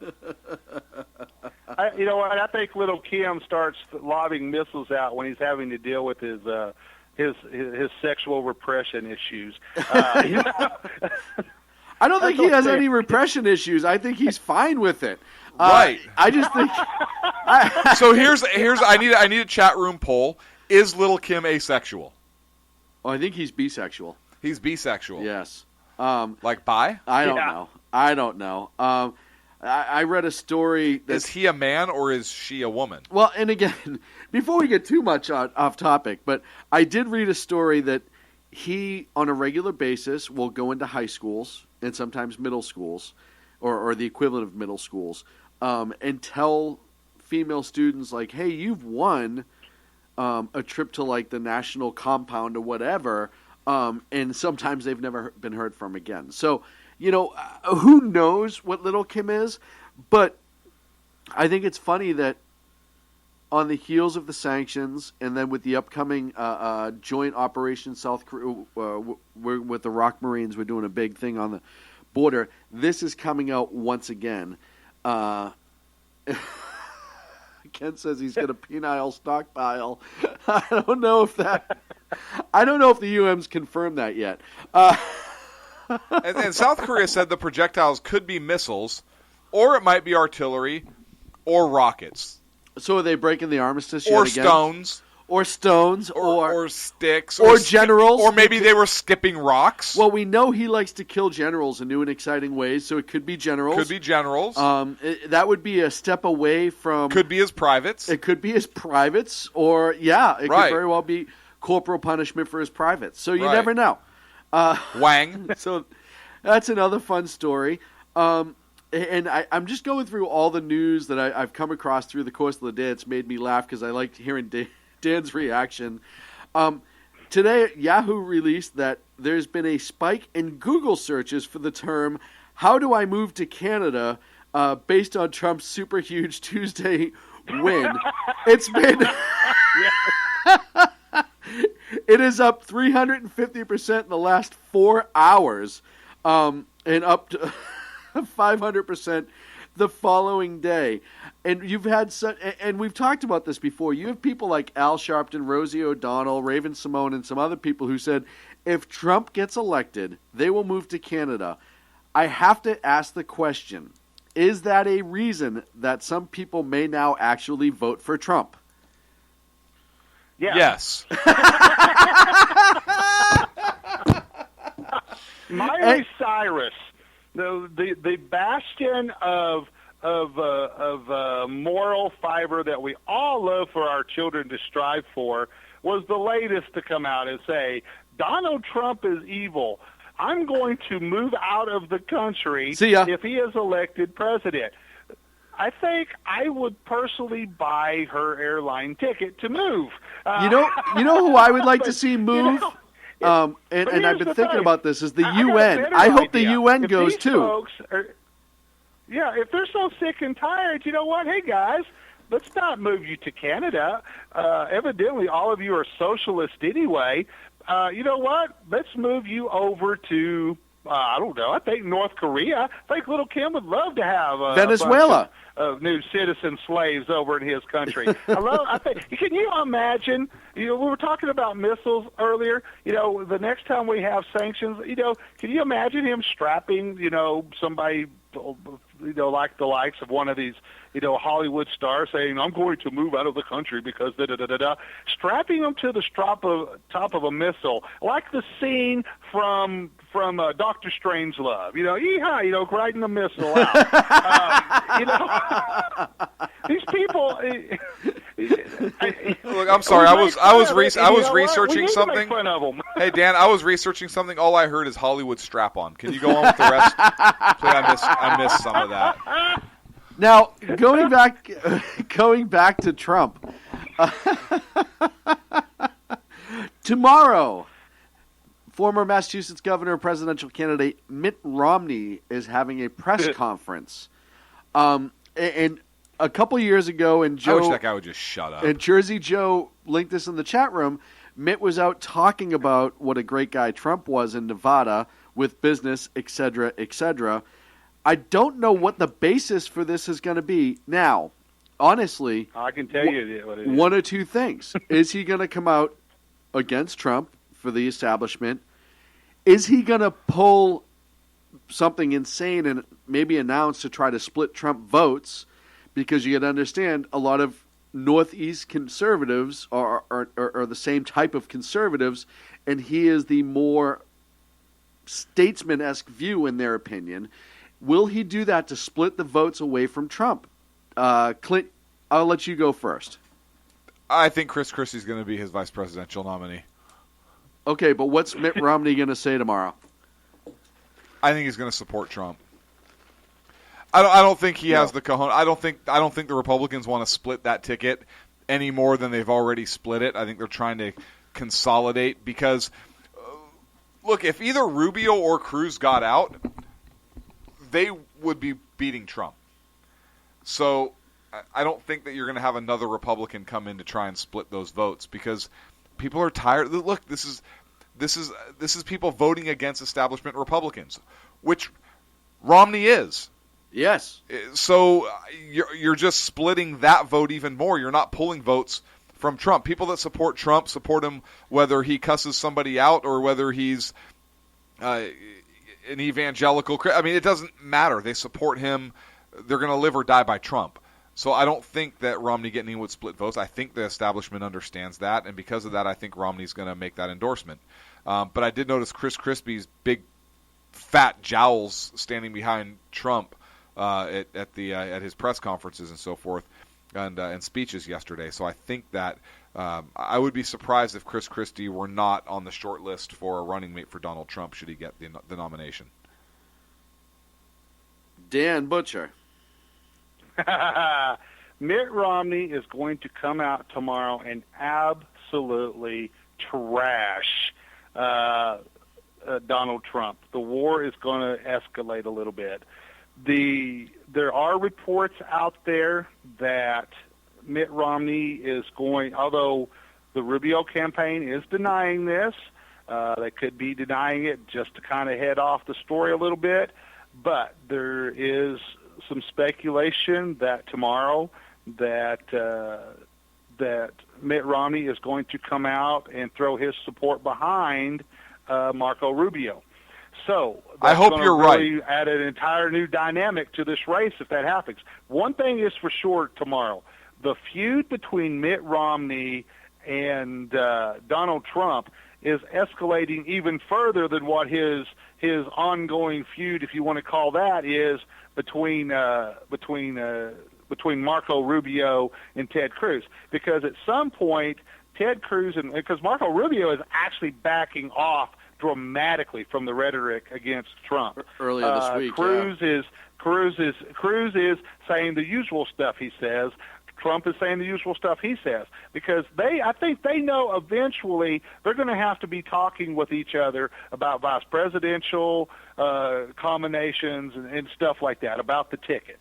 Whereas Mitt Romney is teetotally pissed off at what Donald Trump has been saying about him and about the 2012 race and how he lost that race and such. He did. And so if you watch the escalation of words over the past couple of weeks has gotten bigger and bigger and bigger, and that has drawn Mitt Romney out of the woodworks back to the forefront.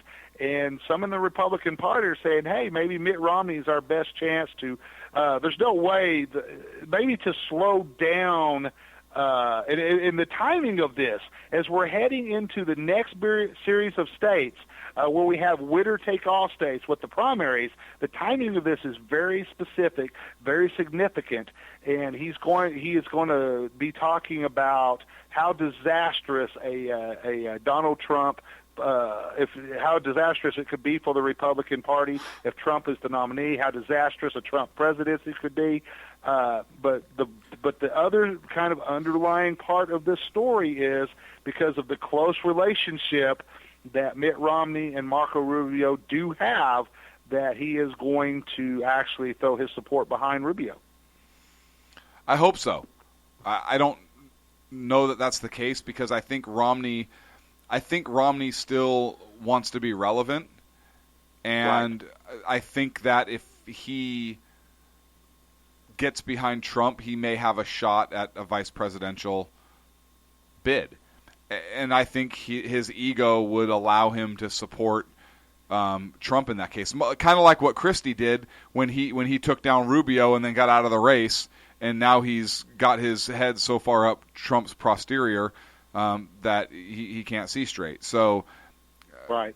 I hope you're right because I like Marco Rubio, but I don't have faith that that's the case. I've been wrong before, as evidenced by my divorces.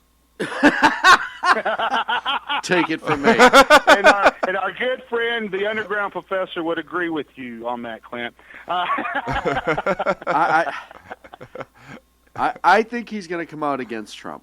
I think that he's going to come out against Trump. I don't think he's going to be harsh against Trump. I think it's going to be more of a pro-Rubio. So that would be an endorsement for Trump if he's not harsh against him. So I'd be right. Thank you. No, he's going to come out in a pro-Rubio statement. I don't think he's going to outright bash Trump.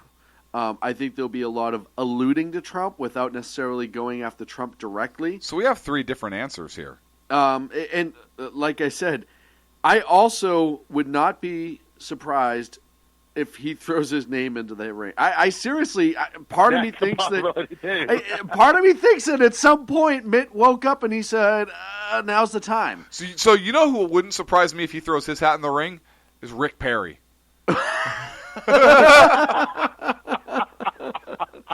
I'd be more surprised if Steve Perry from Aerosmith threw his hat in the ring. But I'd vote for him. I could wake up with my head sewn in the carpet. I wouldn't be more surprised than I am right now. I love that. I love that line. Hey, you know what? I'm all about Ted Nugent for president. That's all I got. You look at the big screen, and if you're Romney, right, you look at the big screen right now, the left is an utter mess, and just about anyone is probably going to be able to beat the left for the most part. Not Trump. I think Trump will beat the left hands down. I hope so, but I think he absolutely could. Oh, he could, but I don't think he's polling as well against them as... But I think here's what's happened. Everyone knows that Bernie is just a spark, right? He's not going to last too long. He's going to go out really quick. Right. You're going to see Hillary. I think her numbers are starting to dip. Hill Dog. Because, I think people aren't even going to show up for Hill Dog. And like we said, in a big change in Massachusetts, my home state, where a lot of people switched parties away from Democrats and either went Republican and or independent, but they're not voting Democrat for this election. That's a big indicator. I think it was I want to say it was something like 4% of the Democrats in Massachusetts did that. That's a big number in Massachusetts. So 4 is a big number in Massachusetts? 4% of the Democrat base is a big number in Massachusetts. They just elected a Republican governor. He's a centrist, but he's a Republican in Massachusetts. So I think if you're Mitt Romney's people, you're looking at that and saying, okay, they're an absolute mess over here. You have a group of guys on the right who are just kind of tearing each other apart. Trump's a big name, but a lot of people in the Northeast and a lot of centrist conservatives aren't a big Trump fan. There's a chance that if he throws his hat into the ring, he could really get into the winner-take-all portions of this of the primaries and garner enough votes. And if it goes to a broker convention, then you could see his name get thrown into it. It would not shock me if that happens tomorrow. But if Mitt Romney gets in, you have the same issue that Jeb Bush had. People were tired of seeing a Bush run for president. They were tired of seeing them in the White House. Yes. People have said, okay, Mitt, you have run twice. You've lost twice. Time to go home. Now, people could also make the argument that, hey, Ronald Reagan also ran twice. But Ronald Reagan didn't lose twice. There's a big difference there. The second time was the charm for Ronald Reagan. And the way that Mitt Romney lost the election in 2012, Mitt Romney lost that election solely because, you're talking about millions of conservatives chose to stay at home and not vote for him. And that is what we were talking about and kind of coming back full circle in the discussion tonight. That's the last thing the Republican Party wants. They don't want any of these Republicans that have been coming out in these primaries to stay at home during the general election. If they stay at home during the general election, it doesn't matter if we put Trump, Cruz, Rubio, it doesn't matter who we put out there, the Democrats will win the White House. So the Republicans have to be thinking to themselves, okay, we have to put the candidate out there that's going to keep these voters, keep them coming out in all of the primaries, keep them coming out and talking in all of the discussions that's going to bring those out. And that keeps coming back, Let's face it, Ted Cruz does a very good job of bringing the voters out as well. Marco Rubio, not so much. So you kind of have to put that to the side there. But bottom line is the Republicans have to keep those voters out. They cannot let them stay home.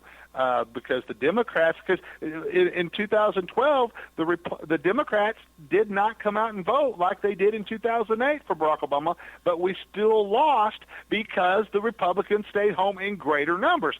Now, here we are, the two presidential elections in a row, the Democrats are staying at home, even more so than they did in 2012. Now we have the resurgence of conservatives, of Republicans coming out to vote. And we cannot let that resurgence go away. And, boy, you want to talk about sending them back home quicker than they ever came out to support Trump. Throw Mitt Romney back out there, and you will see that. What Romney's intentions are purely speculation at this point. We know for a fact, because some of his folks have been leaking it out, that he is going to talk very negative about Trump. Whether he's going to endorse a candidate, whether that be Cruz, he's going to talk very highly of Cruz and Rubio.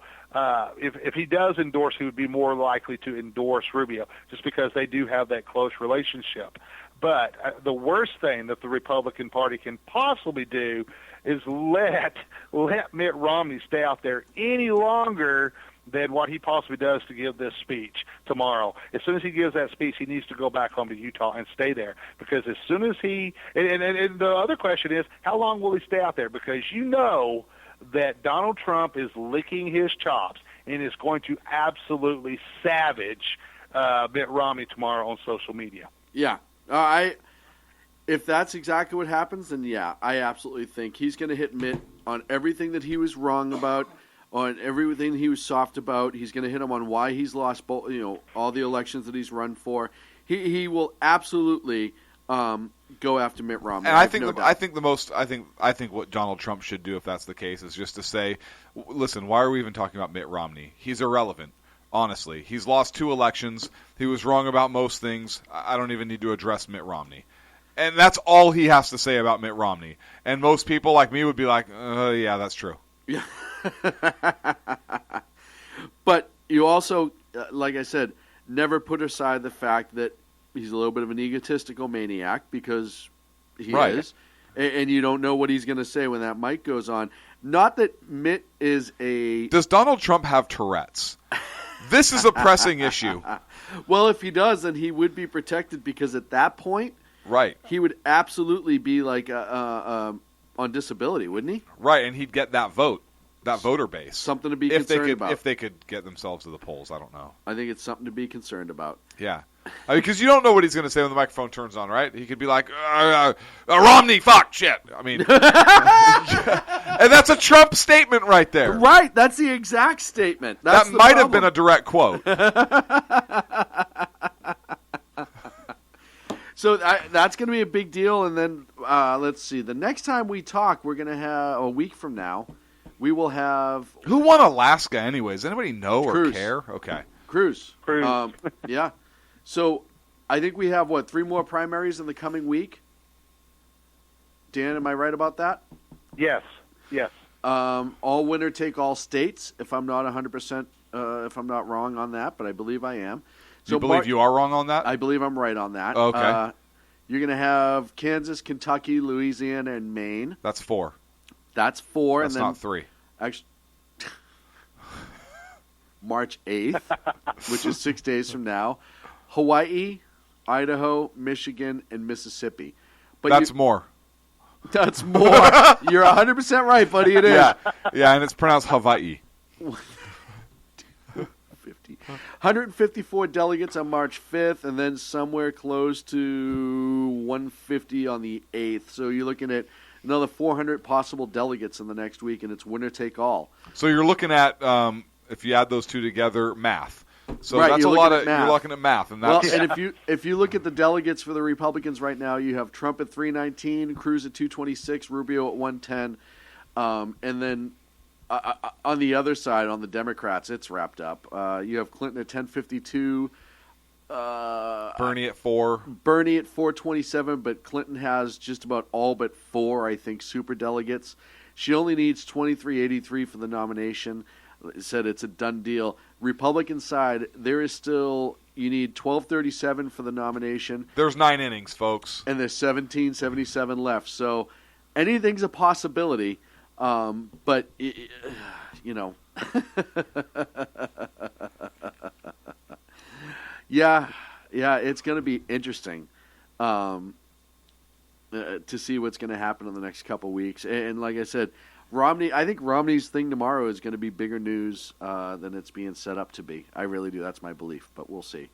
All I know is Sackhead Clint's going to get at least 1 vote. I hope you get at least 1 vote. That would be pretty awesome. Your 2015 run was a little ill-timed, but other than that, your campaign was amazing. Thank you. So, what? Hopefully this time around we get it. Hey, 2017, right? That's when we're doing it. Yeah, 2017, we're running again for you. Folks, we got to wrap this show up. Dan Butcher, our dearest friend, thank you so much for an hour and a half of drinking and your insight on everything news. And, of course, hppundit.com if you want to stay up to date, and you need to go there and stay up to date. HP Pundit? Yes. Does that stand for Hugely Pimpin' Pundit? Yeah, that's actually his alternative name. Okay. Exactly. Well, I figured from Texas, what else could it mean? Right. It couldn't mean anything else. It couldn't mean anything else. Thank you so much for joining us on the Sackheads Radio Show live. Thank you. Live on the SHR Media Network. You're welcome. Make sure you check out all the other great shows that are on our network as well. We will be back next week, 11 on the East Coast, 8 on the West Coast. Yeah, hey, we Sean.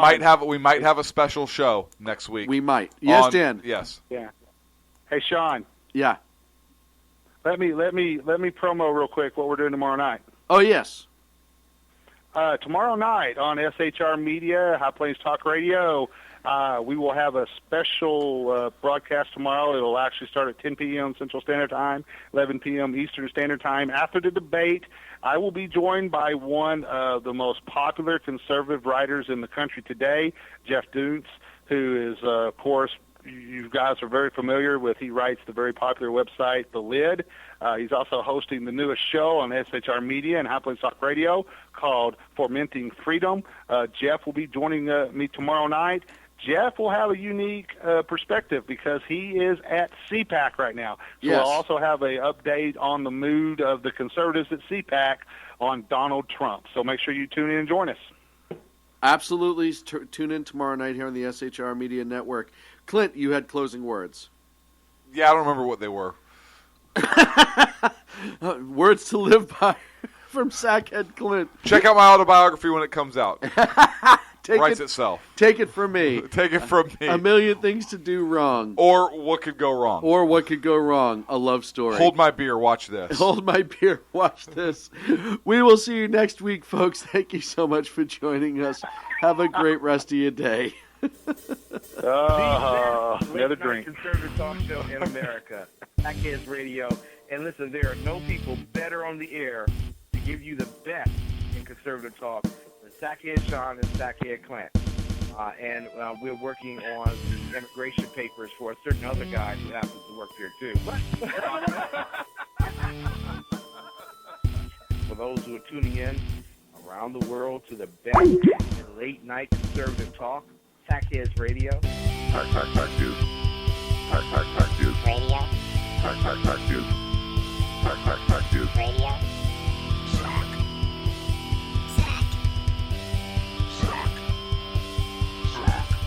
The best late night conservative talk show in America. In America. In America.